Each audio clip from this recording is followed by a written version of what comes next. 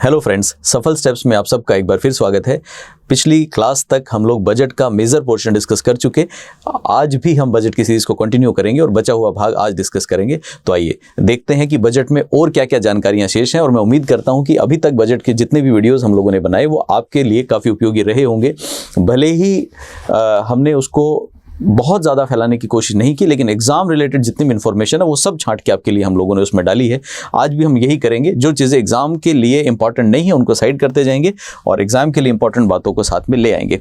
पिछली क्लास तक हम लोगों ने पढ़ा था कि किसानों के लिए सरकार ने बहुत महत्वपूर्ण प्रावधान इस बार किए, जिसमें स्पेशल है कि इस बार कृषि बजट को आम बजट से अलग किया गया।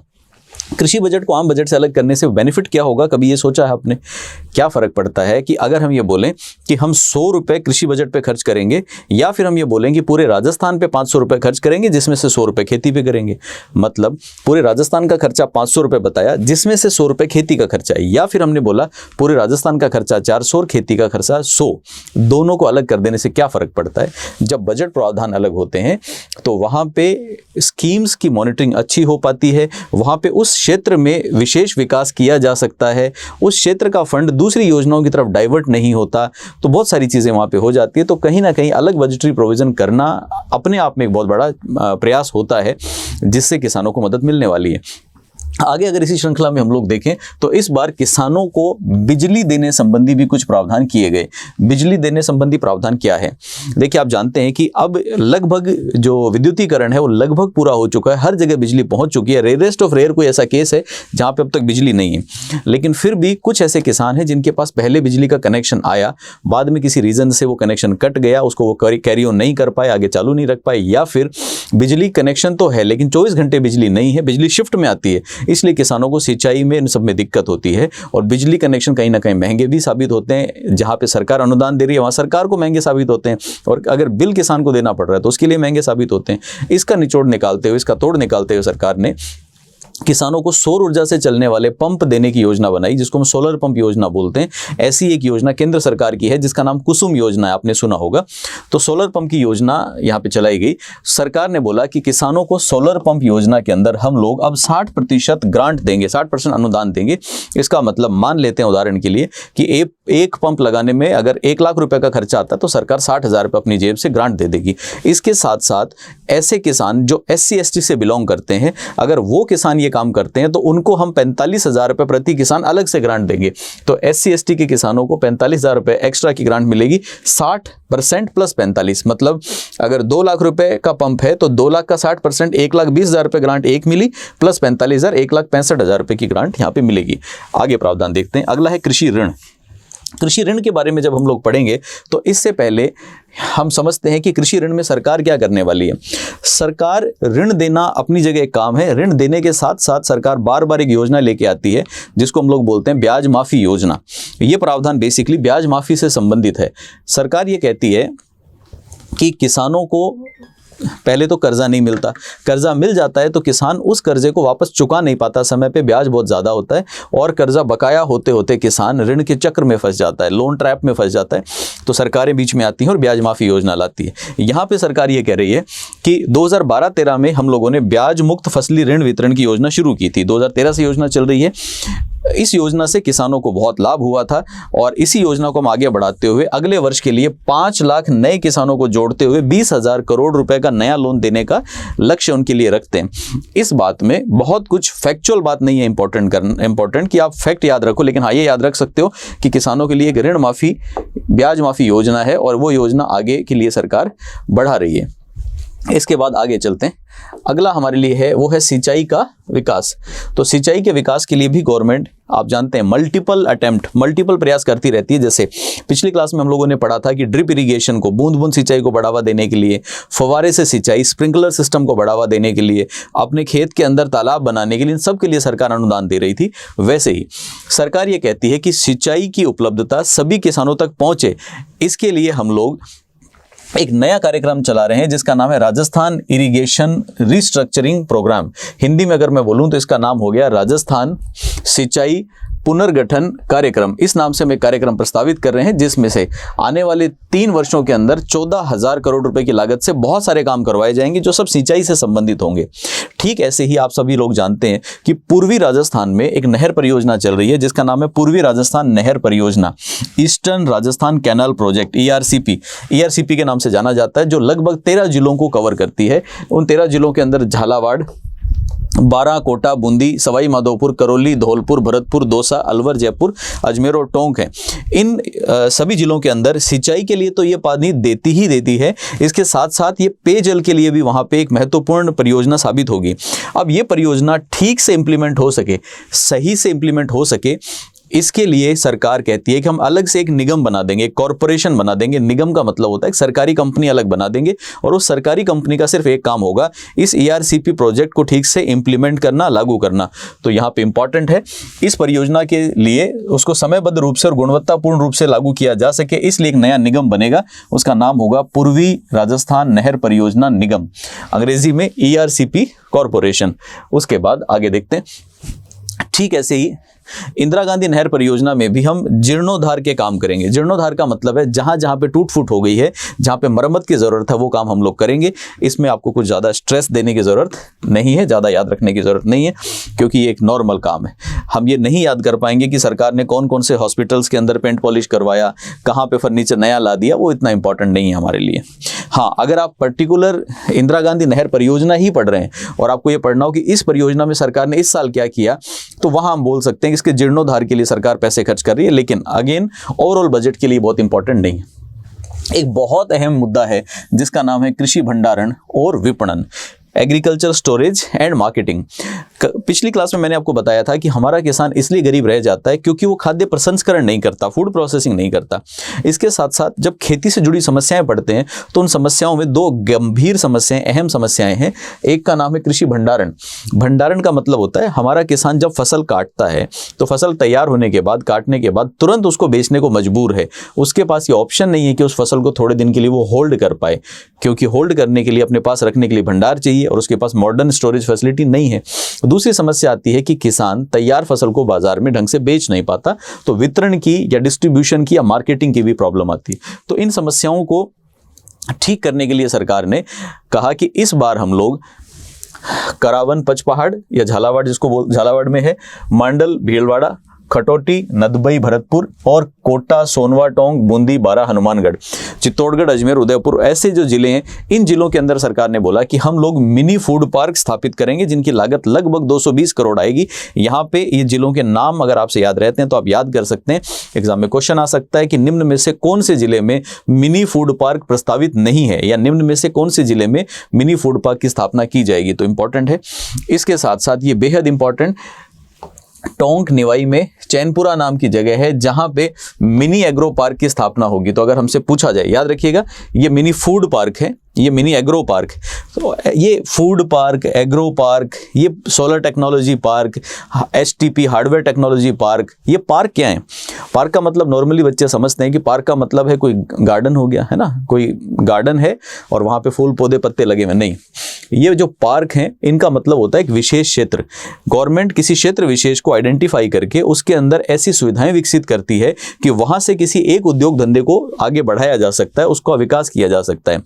दूसरी भाषा में मैं बोलूं, किसी उद्योग विशेष को बढ़ावा देने के लिए उसके लिए जो जरूरी सुविधाएं चाहिए वो जब एक जगह जुटा दी जाती हैं तो गवर्नमेंट उसको पार्क का नाम देती है। जैसे इसका नाम है एग्रो फूड पार्क।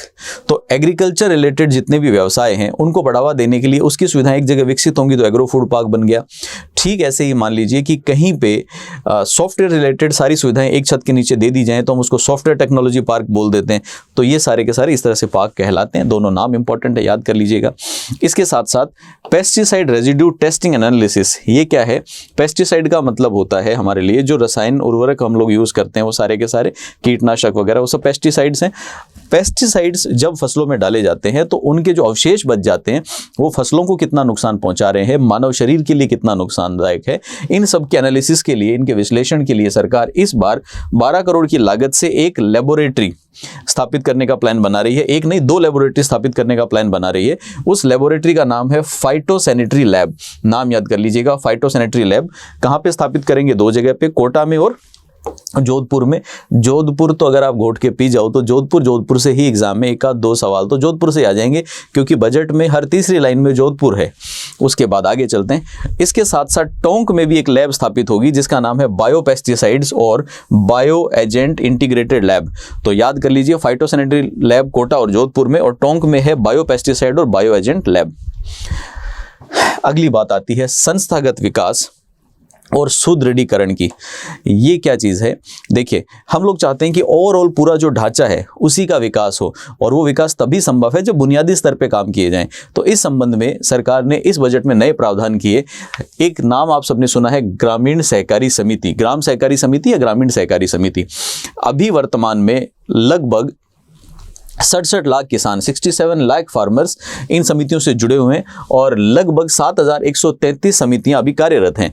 तो ये तो एक फैक्चुअल बात हो गई कि अभी 7133 समितियां हैं जो लगभग 67 लाख किसानों को फायदा पहुंचा रही हैं सदस्यों के रूप में। अब सरकार प्लान कर रही है कि आने वाले 2 वर्षों के अंदर हम लोग ग्राम पंचायत मुख्यालयों के ऊपर और नए ग्रामीण सहकारी समिति बनाएंगे, जिनकी संख्या लगभग 4171 होगी।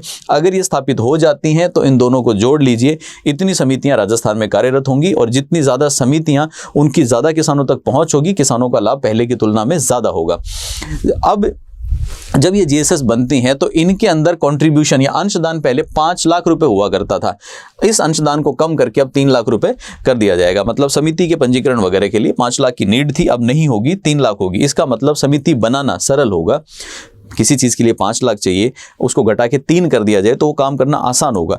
इसके साथ साथ समिति बनाने के लिए जो सदस्यों की संख्या थी वो पहले 500 थी, 500 सदस्य कम से कम होने चाहिए, वो भी कम कर दिए। आपके पास 300 सदस्य हैं तो भी आप आराम से समिति का पंजीकरण करा पाएंगे। इससे क्या होगा, और ज़्यादा किसान इससे जुड़ पाएंगे और ज़्यादा किसानों को फायदा होगा। इसके साथ साथ इस साल सरकार ने लगभग सभी जिलों में एग्रीकल्चर कॉलेज खोलने का एक प्रस्ताव रखा कि हम सभी जिलों के अंदर, लगभग सभी जिलों के अंदर कृषि महाविद्यालय खोलेंगे। और क्योंकि कृषि महाविद्यालय लगभग सभी जिलों में है, इसलिए सब जिलों का नाम याद रखना हमारे लिए ज़रूरी नहीं है, इसलिए मैंने उसको इग्नोर किया और मैंने सिर्फ ये लिख दिया कि कई जिलों में ये ऐसे महाविद्यालय खोले जाएंगे। हालांकि यहाँ पे मल्टीपल जिलों के नाम है, तो फिलहाल के लिए इस पॉइंट को आप इग्नोर कर सकते हैं। ये इंपॉर्टेंट पॉइंट है। देवली उनियारा टोंक में कृषि विज्ञान केंद्र खोला जाएगा। एग्जाम में सीधा उठ के सवाल आ जाएगा कि बताइए कृषि विज्ञान केंद्र कहाँ खोला जाने वाला है, तो आपको याद रखना है कि टोंक में खोला जाना है। इसके साथ साथ अगेन एक इंपॉर्टेंट प्रावधान, नाथद्वारा राजसमंद, नाथद्वारा के अंदर भी पशुपालक प्रशिक्षण संस्थान खोलेंगे हम लोग। तो पशुपालकों को प्रशिक्षण देने के लिए एक नया संस्थान राजसमंद में नाथद्वारा के अंदर खोला जाएगा। इंपॉर्टेंट है, इसको आपको याद करना है। अब हम लोग बात करते हैं डेयरी और पशुपालन की। डेयरी और पशुपालन अगेन किसानों से जुड़ा हुआ ही मुद्दा है। इसके संबंध में सरकार ये कहती है कि राजसमंद जिले में हम लोग 30 करोड़ की लागत से मिल्क प्रोसेसिंग प्लांट स्थापित करेंगे। आप ये जानते हैं कि हमारे जो फिलहाल विधानसभा अध्यक्ष हैं उनका एरिया है, तो उनके एरिया में उनके एरिया के लोगों के लिए भी कुछ कार्यक्रम तो किए जाएंगे। और आप जानते हैं कि सरकार हमेशा, या सरकारी विधायक जो हैं वो अपने अपने एरिया में कुछ ना कुछ कार्यक्रम तो करवाते हैं। तो यहाँ पे राजसमंद के अंदर हम लोग एक मिल्क प्रोसेसिंग प्लांट की स्थापना करेंगे। 30 करोड़ रुपए की इसकी लागत आने वाली है। लागत याद रहे या ना रहे, लेकिन वो याद होना चाहिए। इसके साथ साथ हम लोग जानते हैं कि हमारे राजस्थान की पहचान है ऊंट। ऊंट राजस्थान से जुड़ी हुई चीज़ है, पर्यटकों के एंगल से भी, राजस्थान का जो इको सिस्टम है उसके लिए भी, और पुराने ज़माने में तो ट्रांसपोर्टेशन का सबका साधन भी ऊँट ही था, और एक विशेष मरुस्थल होने के कारण भी एक विशेष पहचान ऊँटों के माध्यम से हमें मिलती है। तो इन ऊँटों की प्रजातियाँ धीरे धीरे लुप्त होती जा रही हैं, ऊँटों की संख्या कम होती जा रही है। इसलिए सरकार कहती है कि इस बार हम लोग ऊँटों के पालन, संरक्षण और उनके समग्र विकास के लिए एक नई पॉलिसी लाएंगे जिसका नाम होगा ऊंट संरक्षण और विकास नीति। इंपॉर्टेंट बात है, याद कर सकते हैं। इसके साथ साथ मलसीसर, मंडावा, झुंझुनू में पशु चिकित्सा महाविद्यालय एक नया खोला जाना प्रस्तावित है। बहुत ज़्यादा इंपॉर्टेंट नहीं है, याद कर सकते हैं आप कि हाँ एक वहाँ पे कॉलेज खुलना है ऐसा।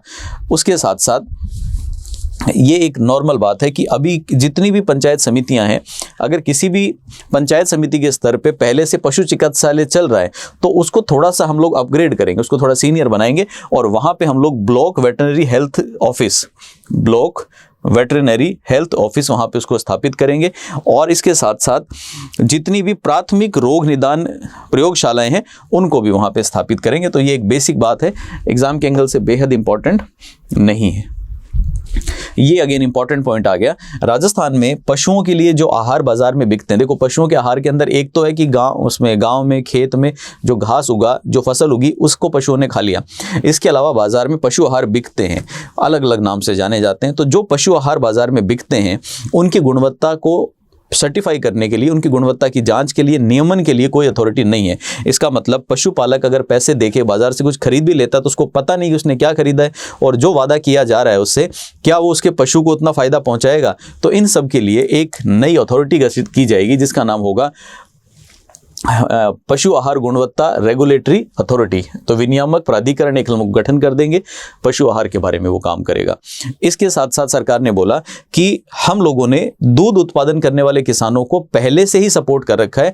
उन किसानों को पहले हम लोग 2013 से 2 रुपए प्रति लीटर के हिसाब से ग्रांट देते थे, तो 1 लीटर दूध पे 2 रुपए। उस ग्रांट को अब हम बढ़ाते हैं और बढ़ा के 5 रुपए कर देते हैं। तो ये भी एक फैक्ट है, याद कर सकते हैं कि पशुपालकों को अब 2 रुपए की जगह 5 रुपए की ग्रांट मिलेगी पर लीटर के हिसाब से। उसके बाद अब हम लोग पढ़ेंगे टैक्स प्रस्तावों के बारे में। कर प्रस्तावों के बारे में जब आप पढ़ेंगे तो याद रखिएगा इसमें कर प्रस्ताव तो कम है, और कर प्रस्ताव कम होने के साथ साथ जो ज़्यादा चीज़ें वो क्या है, कर माफ़ी, टैक्स में रियायत, इस तरह की चीज़ें ज़्यादा हैं। तो देखते हैं क्या क्या। सबसे पहला है टूरिज्म और हॉस्पिटैलिटी सेक्टर। आप ध्यान दीजिए, हॉस्पिटैलिटी, हॉस्पिटल नहीं है ये, हॉस्पिटैलिटी है। तो हॉस्पिटैलिटी और टूरिज्म का मतलब होता है अतिथियों का आदर सम्मान करना, अतिथियों को पर्यटकों को बुलाना, पर्यटन उद्योग, ये सब। तो जितने भी ये हॉस्पिटैलिटी या टूरिज्म इंडस्ट्री है ये बेसिकली सेवा क्षेत्र के अधीन आती है, सर्विस सेक्टर में आती है। लेकिन सरकार ने घोषणा की कि इस इंडस्ट्री को अब हम लोग सर्विस सेक्टर की बजाय इंडस्ट्री सेक्टर के रूप में मान्यता देते हैं। इससे क्या फ़ायदा होगा, वो सारे लाभ जो उद्योगों को मिलते हैं लेकिन सेवा क्षेत्र में नहीं मिलते, वो इसको एक्स्ट्रा मिलेंगे। तो इनको सेवा क्षेत्र के रूप में मान्यता देने की बजाय उद्योग क्षेत्र में मान्यता देने का मतलब है इनको तुलनात्मक रूप से ज़्यादा लाभ मिल पाएंगे। इसके साथ साथ राजस्थान में रिप्स 2010 और रिप्स 2014 ये पहले से चल रहा है, जिसका नाम है राजस्थान इन्वेस्टमेंट प्रमोशन स्कीम। ये योजनाएं पहले से चल रही थी और जिन भी उद्योगों को इसका लाभ मिल रहा है उन सब का समय पूरा हो रहा है। वो 31 मार्च 2022 को समय पूरा हो जाएगा, उसके बाद इन योजनाओं का लाभ नहीं मिलने वाला। तो सरकार ने कहा कि हम इन योजनाओं को आगे बढ़ाना चाहते हैं और 1 साल की इसकी अवधि बढ़ाते हैं। इसका मतलब 2022 की जगह कितना हो जाएगा, ये 2023, और उनको 1 साल तक और लाभ मिलता रहेगा। इसके अलावा एक आप सबने नाम सुना है MSME। MSME का मतलब पूरा होता है सूक्ष्म लघु और मध्यम उद्योग। तो जो सूक्ष्म लघु और मध्यम उद्योग हैं इनके बारे में सरकार को हमेशा ज़्यादा चिंता रहती है, छोटों से सरकार को ज़्यादा प्यार है। इनको आगे बढ़ाने के लिए सरकार कोई ना कोई प्रयास करती रहती है। तो गवर्नमेंट ये कहती है कि इन उद्योगों को पहले हम बहुत सारी छूट देते थे और वो 3 साल के लिए मिलती थी, अब वो हम 5 साल के लिए देंगे। तो इसमें देख लीजिए, MSME श्रेणियों को संबल प्रदान करने के लिए 3 वर्ष के स्थान पर 5 वर्ष के लिए स्वीकृतियों और निरीक्षण से मुक्त करते हैं हम लोग। तो किसी भी प्रकार की इनको अप्रूवल नहीं चाहिए, पहले 3 साल के लिए नहीं चाहिए थी, अब 5 साल के लिए नहीं चाहिए। और इसके साथ साथ इनके बार बार छापे मारना, निरीक्षण करना, उन सब से हम उनको राहत दे रहे हैं अगले 5 साल तक। इसके साथ साथ होटल और टूर ऑपरेटर, इन लोगों ने जो होटल चलाते हैं, टूर ऑपरेटर हैं राजस्थान में, इन सब लोगों ने कोरोना को बहुत बुरी तरह झेला है। आप जानते हैं कि 1.5 साल तक किसी पर्यटक ने होटल की शक्ल नहीं देखी, कोई घूमने फिरने नहीं आया। टूर ऑपरेटरों की जो बसें हैं, उनकी जो गाड़ियां हैं, वो खड़ी रह गई।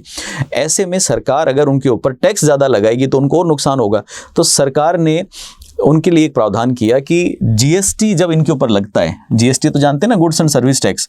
GST के अंदर 2 हिस्से हैं, कौन कौन से, एक तो है SGST और एक है CGST। और ये कैसे चलता है, मान लीजिए एक बार को कि टैक्स 18% है, जस्ट उदाहरण के लिए अगर टैक्स 18% है, GST 18% है, तो उसका 50% SGST होता है। तो 18 का 50% हो गया 9%, और CGST कितना होगा 9%। अगर टैक्स का रेट 12% है तो दोनों टैक्स हो जाएंगे 6%। इसमें इस टोटल GST में से जो SGST वाला पोर्शन है, स्टेट गवर्नमेंट वाला पोर्शन है, वो गवर्नमेंट राज्य सरकार के खाते में जाता है, और CGST वाला केंद्र सरकार के पास जाता है। तो हमारी राज्य सरकार ये कह रही है कि जो होटल और टूर ऑपरेटर हैं उन लोगों को जब वो SGST जमा कराएंगे, GST में राज्य सरकार का हिस्सा जमा कराएंगे, तो हम उनको 50% राशि का पुनर्भरण कर देंगे। पुनर्भरण का मतलब है अगर किसी ने GST के नाम पे, SGST के नाम पे राज्य सरकार के खाते में 80,000 जमा कराए, तो उसका आधा, 80 का आधा कितना हुआ, 40 हम उनके खाते में लौटा देंगे कि लो मौज करो, वापस ले जाओ। उसके बाद अगला है वैट एमनेस्टी। एमनेस्टी स्कीम क्या होती है, इसको समझें ज़रा। एमनेस्टी स्कीम एक तरह से माफ़ी योजनाएं होती हैं। माफ़ी योजनाओं का मतलब है, कई बार ऐसा होता है ना कि आपका टैक्स कई साल से बाकी है, बकाया चल रहा है, और टैक्स क्योंकि बकाया है तो आपके ऊपर बहुत सारा ब्याज जुड़ गया होगा। जब हम टैक्स चुकाने में देरी करते हैं तो साथ में ब्याज चुकाना पड़ता है, तो ब्याज जुड़ गया होगा। ब्याज के साथ साथ क्योंकि आप देरी कर चुके हैं तो आपके ऊपर जुर्माना पेनल्टी भी दे होगा। तो सरकार कई बार करदाताओं को राहत देने के लिए एमनेस्टी स्कीम्स लाती है। इन एमनेस्टी योजनाओं के अंदर सरकार कहती है कि जाओ आप तो टैक्स दे दो, आपका ब्याज माफ़ किया, आपकी जुर्माना पेनल्टी माफ़ किया, आपके अगेंस्ट कोई लीगल एक्शन नहीं लेंगे। तो इस तरह की योजना है। तो एमनेस्टी स्कीम 2022 सरकार कह रही है वैट के लिए हम लोग लेके आएंगे। वैट का मतलब होता है वैल्यू एडेड टैक्स। ये वो टैक्स है जो जीएसटी आने से पहले मेनली लगा करता था। अभी भी कुछ एक चीज़ों पे, जैसे पेट्रोल पे, दारू पे, कुछ चीज़ों पे अभी भी है, बाकी खत्म हो चुका है। इसके साथ साथ ऐसे ही एक टैक्स है सरकार का जिसका नाम है स्टैम्प ड्यूटी। आपने देखा होगा कि जब आप प्रॉपर्टी वगैरह का, इन सब का लेन देन करते हैं तो एक कागज़ का टुकड़ा खरीदते हैं ना, स्टैम्प पेपर बोलते हैं, ऊपर नोट छपा होता है, उसके माध्यम से सरकार को स्टैम्प ड्यूटी पे की जाती है। तो वो जो स्टैम्प ड्यूटी है उसमें भी अगर किसी का बकाया चल रहा है तो उसके लिए भी हम लोग एमनेस्टी योजना लेके आ रहे हैं। इसके साथ साथ जो वाहन स्वामी हैं उनको राहत देने के लिए हम लोग ट्रांसपोर्ट एमनेस्टी स्कीम लेके आ रहे हैं। इसका फ़ायदा मैक्सिमम उन वाहन मालिकों को मिलेगा जो बेसिकली कमर्शियल वाहन चलाते हैं, जिनके कमर्शियल वाहन है, वाणिज्यिक वाहन, मतलब टैक्सी, बस, ऑटो, उन सब के लिए। इसके साथ साथ आबकारी एमनेस्टी योजना 2022 भी लाया जाना प्रस्तावित है। आबकारी का मतलब होता है नशे संबंधी, शराब संबंधी। तो जो शराब के ठेकेदार वगैरह या इस तरह के लोग हैं, अगर इनके भी कुछ बकाया है वहाँ भी हम एमनेस्टी स्कीम लेके आएंगे। और इस योजना की अवधि 30 सितंबर 2022 तक रहेगी। 30 सितंबर 2022 तक इसका लाभ मिलेगा। 31 मार्च 2021 तक जितने भी बकाया थे उनमें सरकार कह रही है कि उन पे एक पैसे का ब्याज नहीं लेंगे आपसे, ब्याज पूरा का पूरा माफ़ कर देंगे। ओरिजिनल पैसा दे दो सरकार को, ब्याज भूल जाओ। इसके साथ साथ 31 मार्च 2014 तक के जो जितने भी पुराने बकाया चल रहे हैं उनमें भी हम लोग छूट देंगे। तो अगर किसी का बकाया लंबे समय से चल रहा है तो सरकार कहती है कि उसमें भी हम कुछ ना कुछ छूट आपको तब भी दे देंगे। उसके बाद चलते हैं आगे। इसी तरह से रिको के जितने भी क्षेत्र हैं, रिको के क्षेत्र तो आप जानते ही हैं, रिको राजस्थान में औद्योगिक क्षेत्रों का विकास करता है। रिको जब औद्योगिक क्षेत्रों का विकास करता है तो वहाँ पे उद्योग लगाने के लिए उद्योगपतियों को ज़मीनें देता है। उन ज़मीनों के बदले में लीज मनी और प्रीमियम और पता नहीं क्या क्या उनसे वसूलता है, किश्तों में पैसे लेता है। तो कई बार कुछ लोगों ने किश्तें नहीं चुकाई होंगी, ज़मीन ले ली, किश्त नहीं चुकाई, 2-4 किश्तें दी, रोक ली, वो किश्त बकाया हो गई, उस किश्त के ऊपर रिको ब्याज पे ब्याज जोड़ता जाता है। अब इतना बकाया हो गया कि वो सामने वाला चुकाने की हालत में नहीं है। तो ऐसे में सरकार उनके लिए भी एमनेस्टी स्कीम ला रही है जिसमें सरकार कहती है कि ब्याज व्याज माफ़ कर देंगे, मूल पैसा ले लेंगे आपसे। कब तक रहेगा? 30 सितंबर 2022 तक। ठीक ऐसे ही पुराना जीएसटी से पहले किसी का जीएसटी वाला नहीं, सॉरी, पुराना किसी का सेवा शुल्क बाकी हो, सर्विस चार्ज बाकी हो, किराए की राशि बाकी हो, कौन सी वाली? ये रिको वाली। तो रिको में किसी का किराया वगैरह बाकी हो तो उसमें भी ब्याज की छूट, एक मुश्त राशि जमा कराओ। एक मुश्त का मतलब होता है सारा पैसा इकट्ठा दे दो, छोड़ देंगे। इसके अलावा एक और इम्पॉर्टेंट चीज़ होती है, जब भी सरकार किसी को भी ज़मीन आवंटित करती है, भूखंड आवंटित अगर गवर्नमेंट करती है तो उस भूखंड पे मकान बनाने के लिए, बिल्डिंग बनाने के लिए एक समय तय किया जाता है। तो जैसे मान लो कि आपको भूखंड का आवंटन हुआ और आपको बोला गया कि 2 साल के अंदर इसके ऊपर बिल्डिंग बन जानी चाहिए। अगर आपने बिल्डिंग बना ली तो ठीक है, नहीं बनाई तो सरकार उस भूमि पे वापस कब्जा कर लेती है।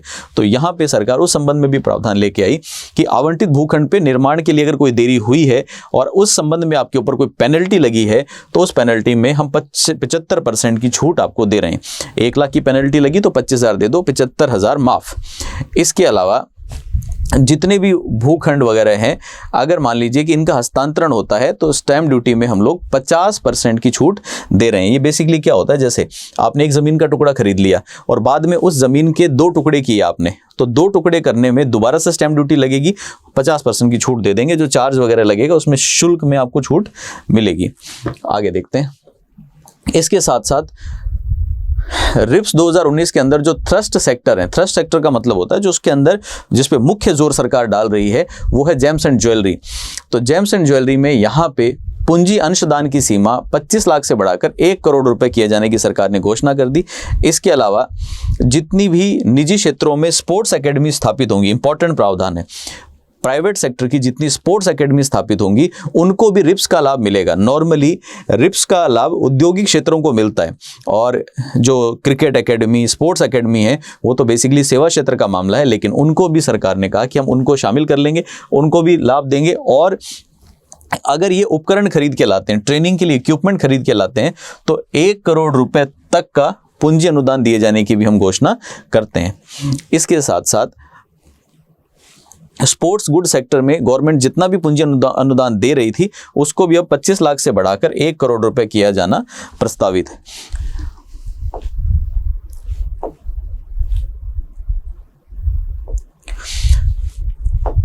अगला देखिए जरा। अब देखिए, राजस्थान के अंदर हम लोग जानते हैं कि इन्वेस्टमेंट को प्रमोट करने के लिए गवर्नमेंट ने रिप्स स्कीम चला रखी है, और अब रिप्स स्कीम खत्म होने वाली है। अभी हमने पढ़ा था कि ये तो समाप्त होने वाली है। तो सरकार कहती है कि पहले 2004 में या 2014 तक आई, फिर हमने 2019 में ये योजना लाई, अब हम एक नई योजना राजस्थान इन्वेस्टमेंट प्रमोशन स्कीम 2022 में लाने वाले हैं।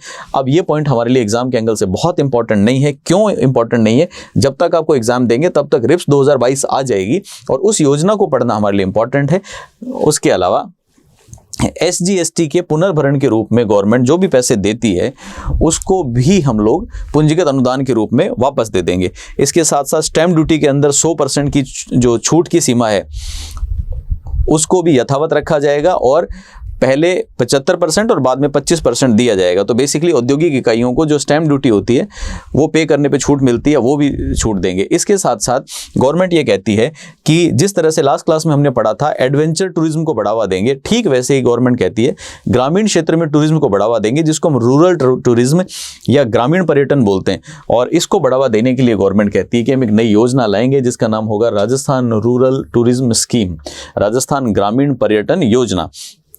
इसके साथ साथ टूरिज्म इकाई स्थापित करने में जो भी खर्चा होगा उसमें जो स्टैम्प ड्यूटी लगेगी, जैसे आप मान लो कि ग्रामीण क्षेत्र में टूरिज्म विकसित करने के लिए कोई बड़ा सा आपने कुछ अम्यूजमेंट पार्क टाइप का है, जो भी कुछ ऐसा बना दिया, उसकी ज़मीनों की खरीद फोक्त में, पंजीकरण में स्टैम्प ड्यूटी देनी पड़ी। उस स्टैम्प ड्यूटी में हम लोग 100% की छूट देने की घोषणा कर रहे हैं। इसके साथ साथ वो तो है ही कि पहले 25% देनी है, इसके साथ बाकी पहले 25% दे दो, बाकी आपको रिफंड हो जाएगी। उसके बाद में है SGST जितना भी आपको दे होगा वो 10 साल के लिए 100% माफ़ है आपका। तो स्टेट गवर्नमेंट को SGST जितना भी देना है गवर्नमेंट कहती है वो भी माफ़। तो एक तरह से देखा जाए तो सरकार ने खूब माफ़ी योजनाएं ला ला के और इसको एक तरह से उद्योग क्षेत्र को बढ़ावा देने की कोशिश की है। रियल में कितना इम्प्लीमेंट हो पाता है ये एक गोल्डन क्वेश्चन है, लेकिन सरकार अगर योजना ला रही है तो हमें तो पढ़ना ही पड़ेगा। तो आज की क्लास में इतना ही। मैं उम्मीद करता हूं कि आज की बात आपको समझ में आई होगी। आपको अगर हमारा कंटेंट पसंद आता है तो हमारे चैनल को सब्सक्राइब कीजिए, लाइक कीजिए, और सबसे इंपॉर्टेंट बात, ज़्यादा से ज़्यादा लोगों तक इसकी रीच बढ़ाइए, ज़्यादा से ज़्यादा लोगों तक इसको शेयर कीजिए। हम लोग मिलेंगे बजट के अगले सेशन में, और होपफुली वो बजट का लास्ट सेशन होगा। उसके बाद हम लोग चलेंगे आगे। बजट का PDF आपको जैसे ही बजट कंप्लीट होगा हम लोग प्रोवाइड करा देंगे। आप सबका बहुत बहुत धन्यवाद। Thank you.